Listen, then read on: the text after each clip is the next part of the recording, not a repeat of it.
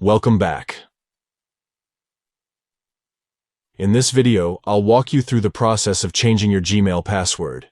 It's important to regularly update your password to ensure the security of your account. Let's get started. Step 1. Open the Gmail app on your Android device. Step 2. Tap on your profile picture located in the top right corner of the screen. Step 3. From the menu that appears, select Manage your Google account. Step 4. Now, click on Security to access the security settings. Step 5. Scroll down until you find the Password section, then tap on it.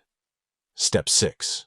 To verify your identity, you can either enter your current password or use your device's fingerprint scanner. Step 7. Enter your new password in the designated field. Step 8. Confirm the new password by entering it again. Step 9.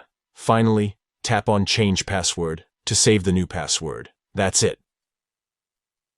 You've successfully changed your Gmail password. Remember to choose a strong and unique password to enhance the security of your account. Congratulations! You've learned how to change your Gmail password. It's essential to update your password regularly to keep your account secure. If you found this guide helpful, don't forget to give this video a thumbs up and subscribe to our channel for more useful tutorials. Thanks for watching.